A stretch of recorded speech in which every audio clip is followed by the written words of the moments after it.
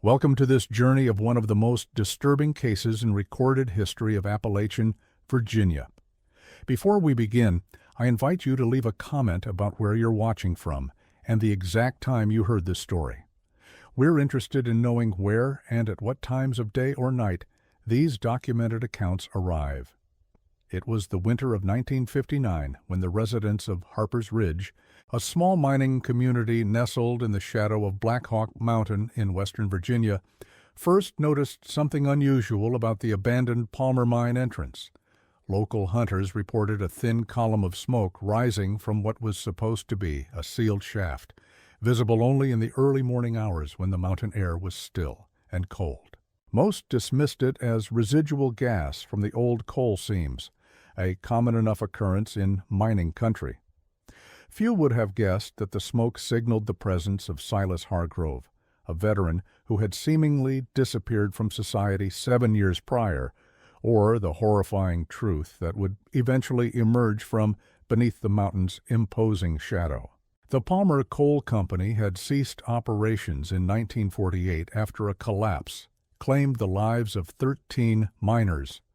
The main entrance had been officially sealed with concrete and steel barriers, yet somehow, as county records would later reveal, a secondary maintenance tunnel had been overlooked in the hasty closure that followed the disaster.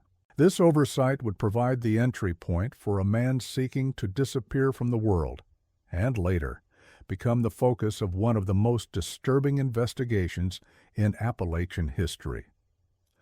Silas Hargrove had returned from the Korean War in 1952, according to military records obtained by researcher Josephine McAllister in her unfinished 1965 doctoral thesis at the University of Virginia. The thesis, which was abruptly abandoned and archived without explanation, contained photocopies of Hargrove's honorable discharge papers and medical records indicating severe combat trauma and what doctors of the time diagnosed as combat fatigue with paranoid features. A Veterans Administration psychiatrist had noted Hargrove's persistent belief that something had followed him home from overseas, a delusion the doctor attributed to unresolved battlefield trauma. 3 months after beginning treatment at the VA hospital in Roanoke, Hargrove checked himself out against medical advice and vanished from official records. His disappearance caused minimal concern at the time. Just another troubled veteran unable to readjust to civilian life, his case file eventually relegated to storage alongside thousands of others who had carried the invisible wounds of war back to an America eager to forget the conflict that had created them. The intervening years between Hargrove's disappearance from society and his discovery beneath Black Hawk Mountain remain largely undocumented. Local postal records show his military pension checks continued to be delivered to a post office box in Harper's Ridge, though they often remained unclaimed for weeks at a time. The postmaster at the time, Vernon Delaney, recalled in a 1963 interview with the Harper's Ridge Gazette that occasionally a gaunt-bearded man who spoke little would collect the accumulated mail in the pre-dawn hours, always leaving before the office officially opened. He'd slip in like a shadow, Delaney reported, never wanted to talk, barely made eye contact, just grabbed his envelopes and vanished back into the darkness. Delaney, who died of a stroke in 1967, was quoted as saying, "He never seemed right after coming back from overseas, always looking over his shoulder like something was after him. I asked him once what he was afraid of. He just stared at me with those hollow eyes and said, 'It's not what's after me that matters, it's what's almost here.' Puss." The truth about Hargrove's subterranean existence might have remained hidden indefinitely if not for the unusually harsh winter of 1958-59. Game became scarce in the mountains, forcing hunters to venture into areas typically avoided, including the allegedly haunted slopes around the Palmer Mine. Local superstition had long held the abandoned mine as a place to be avoided, with stories of strange sounds and unexplained lights dating back to the facility's operational years. It was during one such hunting expedition that Ezra Holcomb and his hunting partner, Josiah Redmond, discovered footprints in the snow, leading to what appeared to be a carefully concealed entrance where the abandoned maintenance tunnel emerged from the mountainside. The footprints were unusual, deep and widely spaced, as if whoever made them had been carrying a heavy burden.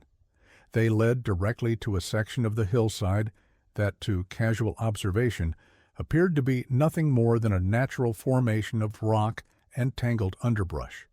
According to Redmond's statement to local Sheriff Curtis Whalen, documented in county records later microfilmed and archived in 1962, they followed the tracks to a sort of doorway made of branches and mud that had been built into the hillside adjacent to the old mining entrance. "We thought maybe it was a bear den at first," Redmond stated, "but then we saw smoke coming from a pipe sticking out of the ground about 20 feet up the slope." What struck both men as particularly odd was the craftsmanship involved. Whoever built it knew what they were doing, Holcomb added in his own statement. It wasn't just thrown together. The way the branches were woven, how the whole thing was disguised to look like part of the hillside. It showed planning, patience, like somebody who really didn't want to be found. The hunters, concerned that someone might be illegally squatting on mining company property, reported their discovery to the sheriff's department rather than investigating further. There was something about the place that just felt wrong, Redmond later told a reporter from the Harper's Ridge Gazette. Like the air around it was charged somehow, made the hair on my arms stand up. We decided it was best to let the authorities handle it. Sheriff Whalen's official report, dated January 17, 1959, details his initial visit to the site, accompanied by Deputy Marshal Reed. The report describes finding a sophisticated camouflage system of local vegetation and soil, concealing the entrance to what appeared to be an expanded section of the maintenance tunnel. The sheriff noted that the entrance had been widened and reinforced with timber salvaged from the mine itself, creating what he described as a purposefully concealed human dwelling. When calls to announce their presence went unanswered, the officers entered the tunnel. The entrance passage, according to Whalen's report, had been carefully shored up with mining timbers arranged in a pattern that suggested professional knowledge of subterranean structural engineering. Whoever expanded this tunnel, Whalen wrote, possessed considerable skill and understanding of mining techniques. The support structures are expertly placed and show evidence of regular maintenance and improvement over what appears to be an extended period. What they discovered inside would become the subject of local legend and academic study for years to come, though much of the official documentation was later sealed by court order in 1963, with only redacted versions made available to researchers. According to these heavily censored reports, the tunnel opened into a series of chambers that had been laboriously expanded using mining tools. The first chamber contained basic living arrangements: a cot, fashioned from mined timbers and canvas, a crude stone hearth with the smoke pipe the hunters had observed, and shelves stocked with preserved foods and supplies that appeared to have been collected from various sources over an extended period. The living area was Spartan but meticulously organized, Deputy Reed noted in his supplemental report. Everything had its place: canned goods arranged by type and expiration date, tools hung on the wall in order of size. Even the firewood was stacked with a precision that bordered on obsessive. The walls were covered with what appeared to be insulating material, salvaged from the mine's old electrical systems, creating a space that, while primitive, would have provided adequate shelter against the mountain's harsh winters. It was the second chamber, however, that caused Sheriff Whalen to immediately call for additional assistance from the state police. In his initial report, large sections of which were later redacted, he described a workshop of sorts containing numerous mechanical and electrical components arranged in configurations that defy immediate explanation. Among the items cataloged were disassembled radio parts, modified electrical equipment from the abandoned mine systems, and dozens of notebooks filled with what the sheriff described as elaborate schematics and writings in a cipher or code that appears to be of Hargrove's own creation. The workbench, constructed from mined timbers and a salvaged metal door, held tools arranged with the same meticulous precision noted in the living area, many of them modified for purposes that were not immediately apparent. Some of these tools appear to have been custom-made, Whalen wrote, altered or combined to serve functions I cannot identify. The level of ingenuity and technical skill evident in these modifications suggests a mind far more organized and methodical than one might expect from someone living in such isolation. The third chamber, located deepest within the mountain, was sealed behind a heavy wooden door reinforced with metal plating that appeared to have been salvaged from mining equipment. When officers finally breached this final barrier, they discovered what Deputy Reed would later describe in an unauthorized interview with journalist Howard Mackenzie in 1962 as a listening post for something that shouldn't exist. The walls were covered with a meticulously applied layer of copper sheeting, creating what electronics experts would later identify as a crude Faraday cage. In the center of the room stood what appeared to be a modified radio receiver connected to an elaborate antenna system that, investigators would discover, extended through narrow boreholes to multiple points on the mountainside. The configuration made no sense to me, Reed told Mackenzie. I've been an amateur radio operator since I was a teenager, but this setup wasn't designed to receive any normal broadcast signals. The frequency range was all wrong, modified somehow. And the way the antennas were positioned, not to capture signals from above, but from below, like he was trying to listen to something inside the mountain itself. But it was the logbooks, found stacked chronologically on a shelf carved into the rock wall, that would reveal the true nature of Silas Hargrove's 7-year vigil beneath the mountain. The earliest entries, dating from late 1952, documented in increasingly erratic handwriting what Hargrove described as frequencies from the void that he claimed to have first detected while operating communications equipment in Korea. It started as something barely perceptible, he wrote in an entry dated November 18, 1952, a pattern in the static that shouldn't be there, not random noise, but organized, rhythmic, almost like a code, but not in any language or system I've ever encountered. The logs detailed his conviction that these signals were communications from something that exists between dimensions, and his belief that the abandoned mine, with its depth and natural isolation, provided the ideal location to monitor and potentially contain the intrusion. The signal is strongest in places where the barrier between worlds is thinnest, read an entry from February 1953. Caves, deep mines, places where humans have punched holes into the darkness that was meant to remain sealed.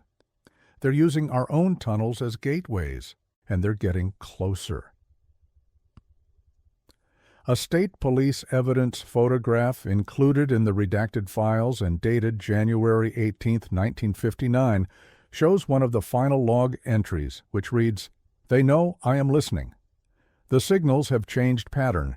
They are probing for weaknesses in the barrier. The copper lining needs reinforcement. Must not sleep. They come through in the dreams first."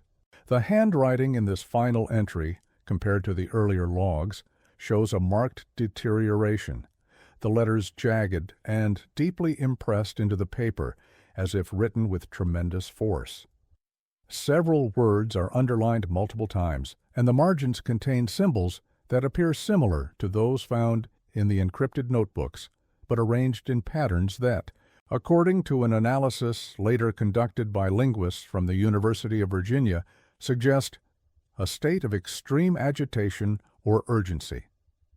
Of Hargrove himself there was no immediate sign.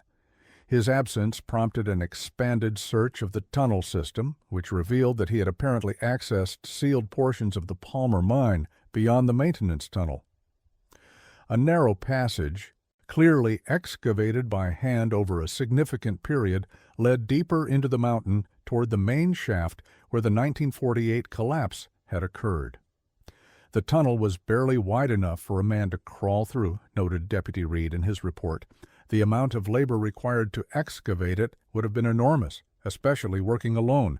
We found evidence suggesting he had been digging for years, slowly working his way towards something. Poetry. The walls of this passage were marked with the same strange symbols found in Hargrove's notebooks, carved directly into the rock at regular intervals. State police photographs show these markings becoming more numerous and elaborate the deeper the tunnel extended, culminating in what one investigator described as a veritable tapestry of unknown writing near the furthest point of excavation. According to the heavily redacted report filed by State Police Captain Roland Mercer, dated January 20, 1959, the search team found evidence that Hargrove had been systematically excavating the collapsed site. Captain Mercer noted that the work appeared to have been ongoing for years, with removed debris carefully stacked and sorted throughout the passage. At the end of the excavated tunnel, approximately 15 feet from the main collapse, searchers discovered what Mercer described as a final work site with tools still in position, suggesting recent activity. Among these tools was a peculiar apparatus assembled from mining lamps, mirrors, and what appeared to be modified radio components. The device was positioned facing the collapse, with the mirrors arranged to direct light into a narrow crevice that Hargrove had apparently managed to create in the debris field. The configuration suggests he was attempting to illuminate something beyond the collapse, Mercer wrote.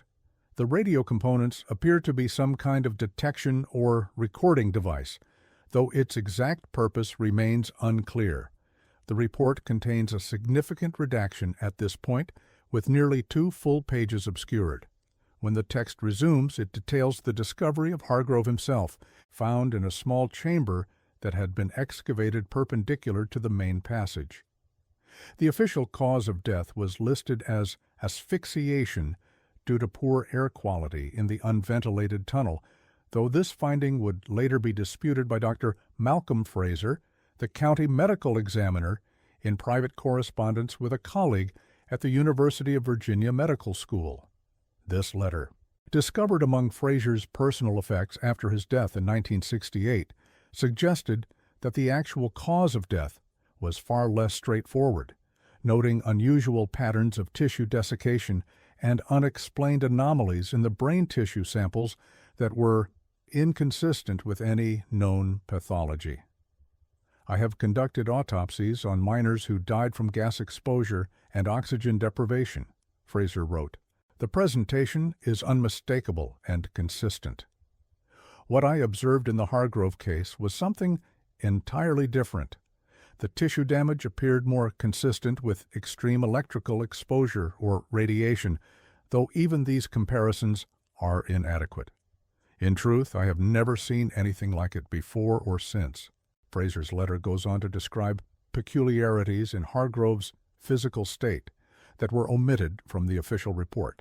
The body was found in a seated position back against the tunnel wall, facing the direction of the main collapse. The eyes were open, and according to the officers who made the discovery, appeared to be fixed on a specific point beyond the debris field.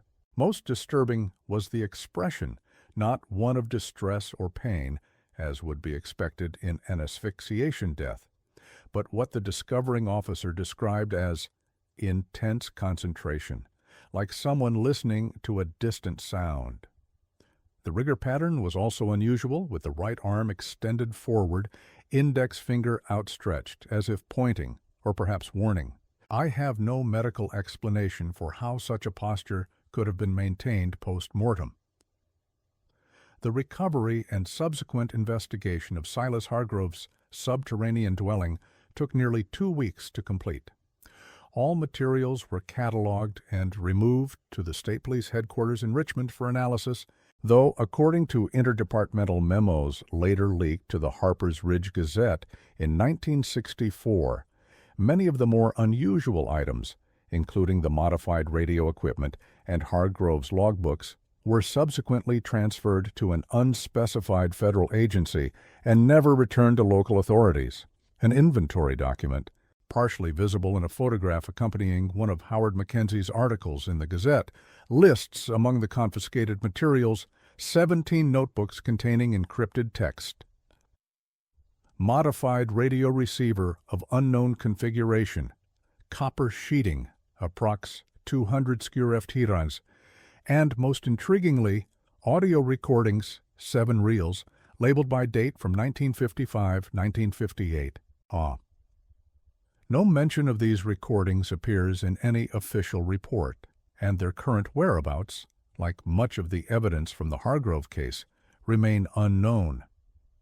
The official investigation concluded that Hargrove, suffering from severe psychological trauma related to his war experience, had created an elaborate delusional framework that led him to isolate himself in the abandoned mine. His modifications to the tunnels, the elaborate radio equipment, and his encoded journals were all classified as manifestations of paranoid schizophrenia, exacerbated by prolonged isolation and the physical hardships of his living situation. This explanation was detailed in a 6-page report issued by the Virginia Department of Mental Health in March 1959, which characterized Hargrove as a tragically disturbed individual whose military service triggered a profound psychotic break. The case was officially closed in March 1959, with Hargrove's remains interred in the veterans section of the Harper's Ridge Cemetery under a simple marker bearing only his name, military rank, and dates of birth and death. No family members attended the brief service conducted by the local American Legion post, and according to cemetery records, no one has ever visited the grave except for occasional researchers investigating the case. However, certain inconsistencies in the official narrative would continue to raise questions among those familiar with the case. Vernon Massey, who served as a communications specialist with the state police team that investigated Hargrove's equipment, expressed concerns in a 1964 interview with researcher Josephine McAllister that were later included as an appendix to her unfinished thesis. The equipment wasn't just random junk assembled by a madman, Massey stated. There was purpose and innovation in the design. Some of the modifications to the standard radio components showed an understanding of electronics that went well beyond what Hargrove's military training would have provided. Massey, who had worked with military communication systems during World War II before joining the state police, noted particularly the sophisticated nature of the antenna array Hargrove had constructed. He had created a directional system that could isolate and amplify signals from specific points deep within the mountain. The level of precision was remarkable, especially given the crude tools and salvaged materials he was working with. This wasn't the work of someone disconnected from reality. It was the work of someone with a clear, if unconventional, purpose. More troubling were the reports from the Palmer Mining Company surveyors, who were contracted to reseal the maintenance tunnel after the investigation concluded.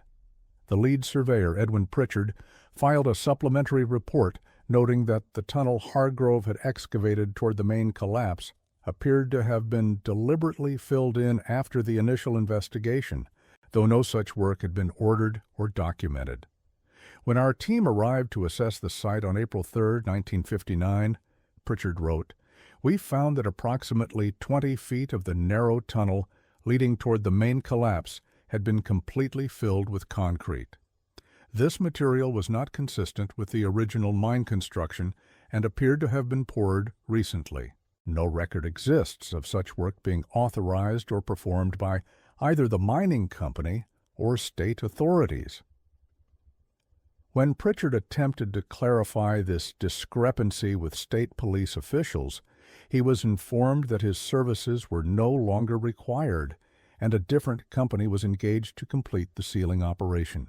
Pritchard's report was filed with the county clerk's office but was subsequently removed from public records. The copy that survives was one Pritchard himself retained and later provided to Howard Mackenzie during the journalist's investigation. In October 1959, approximately 8 months after Hargrove's body was discovered, Harper's Ridge experienced a series of unusual power fluctuations that affected radio and telephone communications throughout the area.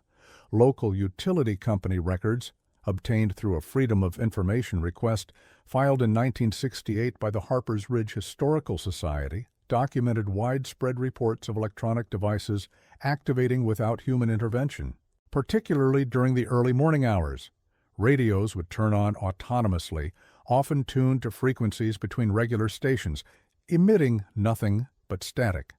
Telephones would ring with no caller on the line, or with connections that contained only what one resident described as a sound like rushing water, but with a rhythm to it, almost like words in some language I couldn't understand.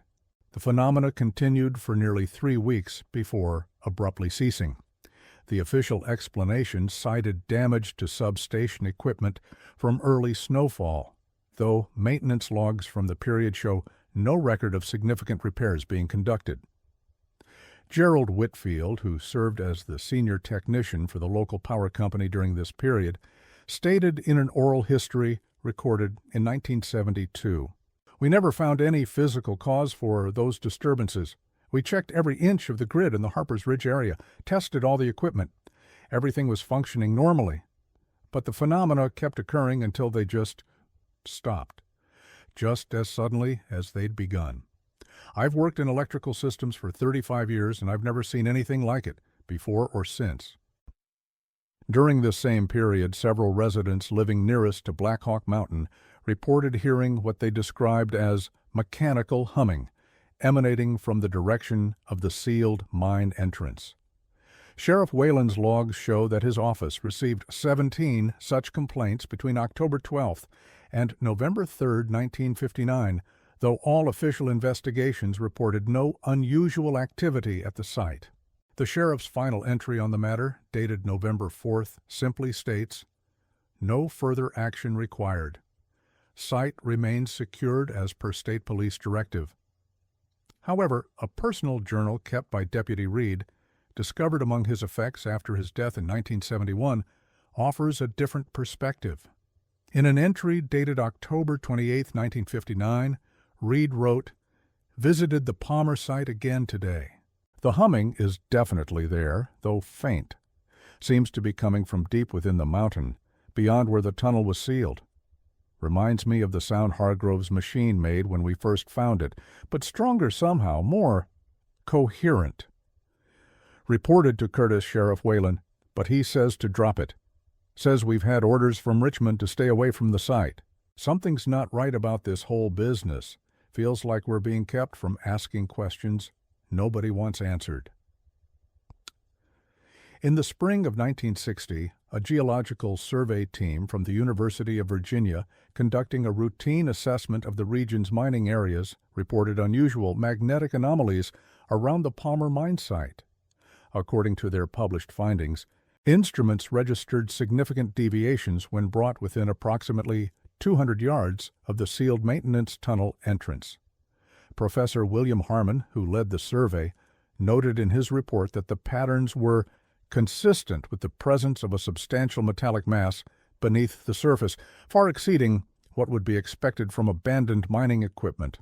The anomalies were strongest in the vicinity of where Hargrove's listening post had been located, though by this time the entire tunnel system had supposedly been sealed with concrete and backfilled with earth. When the team attempted to conduct a more thorough investigation, they were denied access by representatives of a previously unknown government agency, who claimed the area was under federal jurisdiction due to concerns about structural stability. They presented credentials identifying them as from the Office of Resource Management, an agency none of us had ever heard of, Harmon later told Howard Mackenzie. When I inquired which department this office operated under, I was informed that such information was classified. They were polite but absolutely firm. We were not to conduct any further investigations in the area, and our preliminary findings were to be submitted to their office rather than published in our usual academic channels. The final official document relating to Silas Hargrove and the Palmer Mine incident was a brief statement issued by the Department of the Interior in June 1961, declaring the entire Black Hawk Mountain area off-limits to the public due to environmental hazards related to historic mining activities. The statement made no specific reference to Hargrove or the 1959 investigation, and subsequent requests for clarification from local officials received only form responses reiterating the closure order. The restricted area, marked by a newly installed fence and warning signs, encompassed not only the former mine site, but approximately 3 square miles of surrounding woodland, an area significantly larger than would typically be cordoned off for an abandoned mine. Local residents noted the regular presence of unmarked vehicles patrolling the perimeter and reported encounters with individuals identifying themselves only as federal employees, who discouraged even casual proximity to the restricted zone. Journalist Howard Mackenzie, who had covered the initial discovery for the Harper's Ridge Gazette and continued to investigate the inconsistencies in the official narrative, published a series of articles in 1962 questioning the government's handling of the case. The articles, which appeared weekly over a 2-month period, methodically documented the discrepancies between the official explanation of Hargrove's activities and the evidence that had emerged through Mackenzie's investigation. He had managed to locate and interview several members of the state police team that had processed the scene, including Vernon Massey and a junior officer named Lawrence Daniels, both of whom expressed misgivings about how the case had been handled. There was pressure from above to wrap it up quickly, Daniels told Mackenzie in an interview that was published on November 3, 1962, to classify everything as the delusions of a disturbed veteran. But those of us who were actually in that tunnel, who saw the setup firsthand, we knew there was more to it than that. The equipment, the journals, the way everything was arranged. It wasn't random, it wasn't madness. It was purposeful, methodical, like he was conducting some kind of scientific research that only he understood. In his final piece, published on November 17, 1962, Mackenzie wrote, "The question remains, what was Silas Hargrove actually doing beneath Black Hawk Mountain for 7 years? Was he merely a troubled veteran whose mind had been broken by war? Or did he discover something in those dark tunnels that warranted the unprecedented level of government interest that followed? And perhaps most disturbing of all, what were the true contents of those final redacted pages in Captain Mercer's report?" The article concluded with a provocative claim. Sources close to the investigation have revealed that Mercer's full report contained descriptions of phenomena observed by the search team in the deepest section of Hargrove's tunnel, phenomena that defy conventional explanation and that may provide insight into what the veteran was actually monitoring during his subterranean vigil. These pages, along with the audio recordings found among Hargrove's possessions, have been classified at the highest level, their contents known only to those with clearances far beyond the reach of local law enforcement or public inquiry. 3 weeks after this article was published, the Gazette's offices experienced a fire that destroyed most of their archives, including all materials related to Mackenzie's investigation of the Hargrove case. The fire marshal's report attributed the blaze to an electrical malfunction, though several employees later expressed skepticism about this conclusion. The fire started in the records room where Howard kept his research files, recalled Evelyn Connor, who had worked as a typesetter at the Gazette, and it was concentrated there, didn't spread much to the rest of the building, just enough to destroy those particular materials. Mackenzie left Harper's Ridge shortly thereafter, reportedly relocating to Arizona for health reasons, though no record of his residence there has ever been confirmed. His former colleagues at the Gazette reported receiving a single postcard with an Arizona postmark, containing only the message, "Some stories are better left untold. Please don't try to find me." Handwriting analysis later conducted by a researcher from the University of Virginia suggested that the writing on the postcard was significantly dissimilar to known samples of Mackenzie's handwriting, raising questions about whether he had actually sent it. The Gazette, under new ownership, never again published material relating to the Hargrove case. In 1965, a team from the U.S. Geological Survey conducted a comprehensive mapping project of the Appalachian region, including detailed surveys of Black Hawk Mountain and the surrounding area. Their published maps, while showing the general location of the abandoned Palmer mine, contain a curious omission. The maintenance tunnel entrance discovered in 1959 does not appear on any official chart, despite its documented existence in county records. When this discrepancy was noted by local historian Evelyn Montgomery in correspondence with the USGS in 1967, she received a response stating simply that the survey team mapped only features verified to exist at the time of the survey.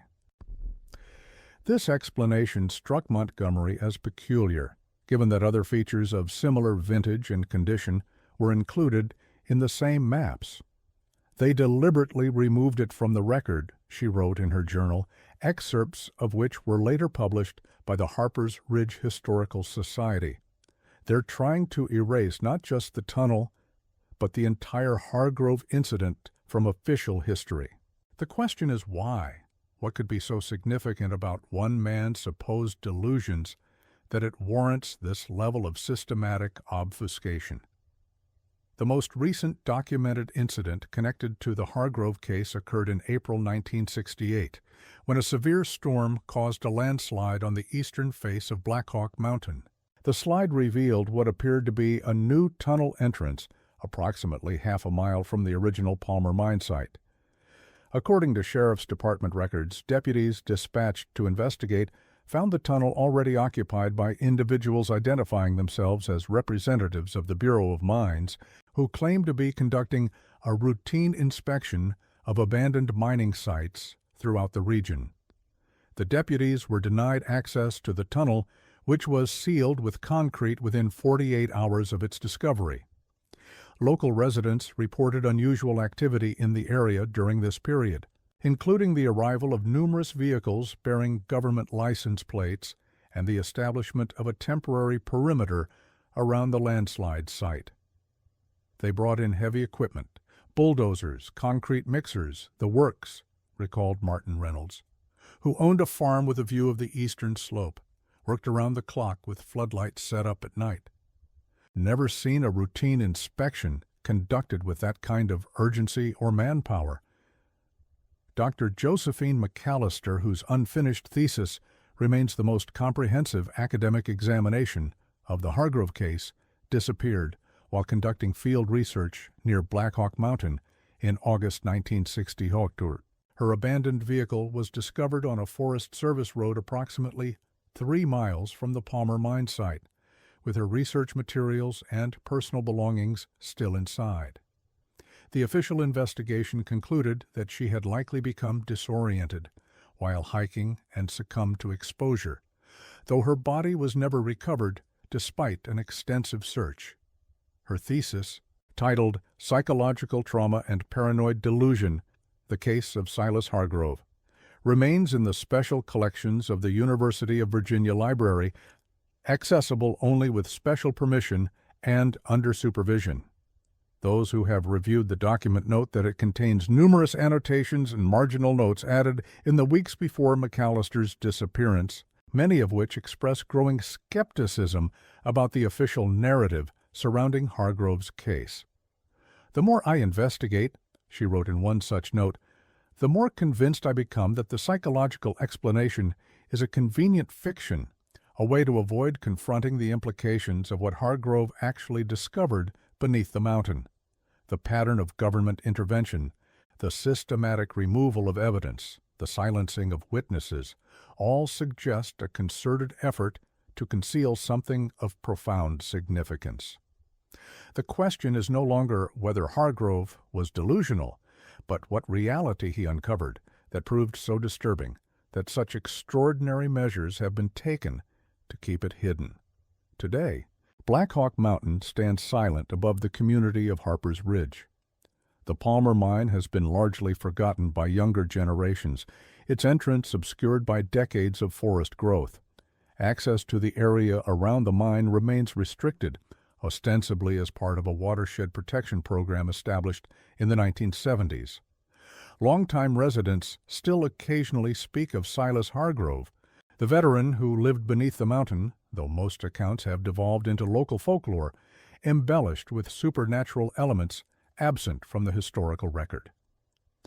Parents warn their teenagers to stay away from the mountain after dark, though few could articulate exactly what danger they fear. The story has become part of the region's cultural fabric, a cautionary tale about the dangers of isolation, the fragility of the human mind, or perhaps something deeper and less easily defined. What remains undeniable is that something about Hargrove's discovery and the subsequent investigation prompted an unusual level of government interest in what should have been a straightforward case of a troubled veteran living in isolation. The redacted reports, the missing equipment, the geological anomalies, and the continued restriction of access to the area all suggest that the official narrative, that of a mentally ill man succumbing to his delusions in a self-imposed exile, may be incomplete. As one anonymous source, claiming to be a former government scientist familiar with the case, told a researcher in 1977, the Hargrove incident was never about mental illness, it was about confirmation. He found something we'd suspected but had never been able to prove, that certain locations serve as thin points between dimensions, places where the barrier is naturally weaker. And he didn't just find it, he established contact. What we've been trying to determine since is whether that contact can be controlled, or if the very act of listening creates a vulnerability that can be exploited from the other side. The final entry in Hargrove's logbook, partially visible in the state police evidence photograph, but omitted from all official transcripts, reads, "The barrier is failing. They are coming through. If anyone finds this, know that I tried to hold them back. The war never ended. It just moved underground." The meaning of these words, like much about the Hargrove case, remains open to interpretation. Were they the final thoughts of a man lost in paranoid delusion, or a warning from someone who had glimpsed a reality too disturbing for conventional understanding? The evidence that might answer this question remains scattered across redacted documents, sealed archives, and the memories of those few surviving individuals who encountered the truth firsthand. A truth that appears to have been systematically obscured by forces operating at the highest levels of authority. Whatever truth lies beneath Black Hawk Mountain, buried with Silas Hargrove in those dark tunnels he called home for 7 years, remains hidden, sealed behind redacted pages, classified orders, and the impassive face of a mountain that has kept its secrets for over 6 decades. As Hargrove himself wrote in one of the few journal entries that survived intact, the void between worlds is not empty. It listens, it learns, and eventually it finds a way through. In 1964, a former state police officer who had been part of the original investigation team and who requested anonymity in an interview with a Richmond newspaper made perhaps the most disturbing claim of all. He stated that before the tunnels were sealed, investigators had discovered a final chamber beyond where Hargrove's body was found. This chamber, unmentioned in any official report, allegedly contained what the officer described as a perfect circle burned into the stone floor, approximately 6 feet in diameter, with the rock vitrified as if exposed to extreme heat. The circle, he claimed, contained geometric patterns that were not carved or painted, but somehow fused into the stone itself, as if the rock had been temporarily liquefied and then reshaped by some incredible force. At the center of this circle, according to the officer, was a single sheet of copper with a message scratched into its surface. "I opened the door. I cannot close it. Near. The officer claimed that exposure to this chamber had profound psychological effects on the investigation team. "None of us wanted to stay in there," he said. There was a feeling of pressure, like the air was too thick to breathe properly, and sounds behaved strangely. Voices seemed to come from the wrong direction, or with a delay, like an echo that arrived before the original sound. Several men reported headaches and nausea after just a few minutes of exposure. One experienced temporary blindness that lasted nearly an hour. The officer was dismissed from the force 3 months after this interview was published. The newspaper retracted the story a week later, citing factual inaccuracies, and no copy of the original article is known to exist in public archives. The officer himself reportedly relocated to New England, though subsequent attempts by researchers to locate him have been unsuccessful. One investigator who tried to track him down in the early 1970s reported receiving an anonymous phone call warning him to stop looking for a man who no longer exists. The caller allegedly concluded the brief conversation with a cryptic statement. Some things should remain buried, especially doors that can't be closed again. As the sun sets behind Black Hawk Mountain each evening, casting its shadow over Harper's Ridge, some locals still claim to hear a faint mechanical humming emanating from deep within the earth, particularly on clear, cold nights when the air is still. They say it sounds like a radio trying to tune into a distant station, searching endlessly for a signal from somewhere beyond our understanding. And sometimes, though few will admit it publicly, they say the static resolves briefly into what sounds like a human voice, repeating the same message over and over. The door remains open. Those who have heard it describe being left with a lingering sense of unease, a feeling that they've briefly perceived something not meant for human awareness, a transmission from somewhere that exists just beyond the threshold of conventional reality. Perhaps some doors, once opened, can never truly be closed again, and perhaps some secrets, like the true nature of what Silas Hargrove discovered beneath Black Hawk Mountain, are better left buried in the darkness where he spent his final years, alone, vigilant, and increasingly certain that something had followed him home from a war fought half a world away. The enemy doesn't always wear a uniform, he wrote in a journal entry dated January 1956. Sometimes it doesn't even have a face. Sometimes it's just a voice in the static, a pattern in the noise that slowly starts to make sense. And once you can hear it, once it knows you can hear it, it never stops calling. The Harper's Ridge Town Council voted in 1969 to cancel plans for a memorial plaque honoring Hargrove as a veteran, citing ongoing uncertainties about the circumstances of his life and death. His grave in the Veterans Cemetery remains marked only by the standard stone provided by the military, with no mention of his strange subterranean vigil or the questions that continue to surround it. Visitors to the cemetery occasionally report finding unusual items left on his grave. Small electronic components, copper wire twisted into complex patterns, and pages filled with what appears to be the same cipher found in his journals. The identity of those who leave these offerings remains unknown, though local legend suggests they are left by others who have heard the voices in the static, who understand what Hargrove was trying to contain during his lonely vigil beneath the mountain. In the words of Vernon Delaney, the former postmaster who was among the last people to regularly see Hargrove alive, "Some men bring more than their bodies back from war. Silas brought something else back with him, something he spent the rest of his life trying to contain. Whether it was just in his mind or something more real than that, I couldn't say. But I'll tell you this, I've lived in these mountains my whole life, and there are places I won't go after dark. That tunnel under Black Hawk is one of them." Delaney's sentiment is echoed by many longtime residents of Harper's Ridge, who maintain an unspoken agreement to avoid the eastern slopes of the mountain, particularly after sundown.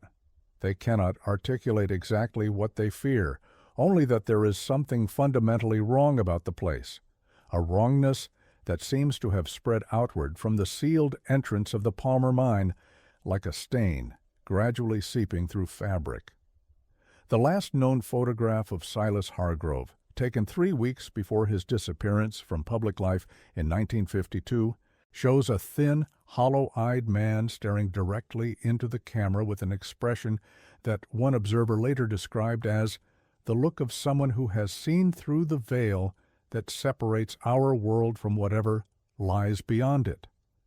In the background, barely visible on a table behind him, sits a radio receiver with its case removed, its components rearranged in a configuration that radio experts would later note bears a striking resemblance to the far more elaborate system found in his subterranean workshop 7 years later. The photograph, originally part of his VA hospital intake documentation, was among the materials included in Josephine McAllister's research files. In the margin of her copy, she had written a single question: what did he hear in Korea that changed him so fundamentally? Whatever Silas Hargrove heard in the static between stations during those lonely nights in Korea, whatever he believed had followed him home across the Pacific, it led him beneath a mountain in the heart of Appalachia, where he spent the last 7 years of his life listening, waiting, and preparing for something that official records insist existed only in his troubled mind. Yet the sealed tunnels, the redacted reports, the missing equipment, and the continued restriction of the area 6 decades later suggest a different possibility, that perhaps, in the darkness beneath Black Hawk Mountain, Silas Hargrove discovered something that continues to defy official explanation, something that, even now, remains under watch, contained behind concrete seals and government restrictions, but not forgotten. The mountain keeps its secrets. The static continues to search for a voice. And somewhere in the darkness beneath Appalachia, something may still be listening, patient, ancient, and forever whispering to those willing to tune their receivers to frequencies that exist in the spaces between conventional understanding. In 1973, a former employee of the Office of Resource Management, the same mysterious agency that had restricted the University of Virginia Geological Survey team's access to Black Hawk Mountain in 1960, came forward with claims about the true nature of the government's interest in the Hargrove case. Speaking to a small paranormal research publication under the pseudonym Wilson, he claimed to have been part of a classified project established specifically to analyze the materials recovered from Hargrove's subterranean dwelling. The equipment was unlike anything I'd seen in 20 years of signals intelligence work, Wilson stated. On the surface, it appeared to be a crude assembly of salvaged parts, but the underlying design principles were remarkably sophisticated. Hargrove had essentially created a receiver capable of detecting signals that, according to conventional physics, shouldn't exist. Communications originating from what our theoretical division came to call non-local space. The publication that printed Wilson's claims folded shortly after the issue was released, and no subsequent trace of the anonymous whistleblower has ever been found. Skeptics dismissed the account as a hoax, pointing to the lack of verifiable details and the fringe nature of the publication. However, certain elements of Wilson's claims align with observations made by Vernon Massey and other technical experts who had direct contact with Hargrove's equipment before it was removed by federal authorities.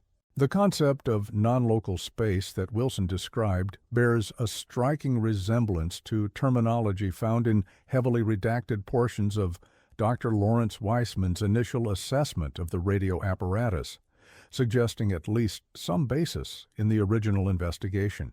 Perhaps the most tantalizing aspect of Wilson's account was his description of what the Office of Resource Management allegedly discovered when they analyzed the audio recordings found among Hargrove's possessions. The tapes contained hundreds of hours of what initially appeared to be nothing but static, Wilson claimed. But when subjected to spectral analysis, patterns emerged, consistent, repeating sequences that defied random distribution. More disturbing was the fact that these patterns appeared to be evolving over time, becoming more complex, more structured, as if whatever was generating them was learning, adapting, perhaps even responding to the fact that someone was listening. According to Wilson, the final recordings, made in the weeks before Hargrove's death, contained patterns that bore unmistakable similarities to human speech, though in no recognizable language. The analysis team allegedly discovered that when these recordings were played in the presence of certain electronic equipment, they induced anomalous behavior, devices activating without power, displaying readings that should have been physically impossible, or simply failing completely. We concluded, Wilson stated, that what Hargrove had discovered was not just a signal, but a form of communication, possibly an attempt at contact from something that exists in a different dimensional framework than our own. Wilson's account, while unverifiable, offers one possible explanation for the extraordinary level of government interest in what should have been, according to the official narrative, simply the sad case of a mentally ill veteran. It also aligns with certain cryptic statements found in Hargrove's own writings, particularly his repeated references to voices from between, and his belief that the abandoned mine somehow served as a focal point for these transmissions.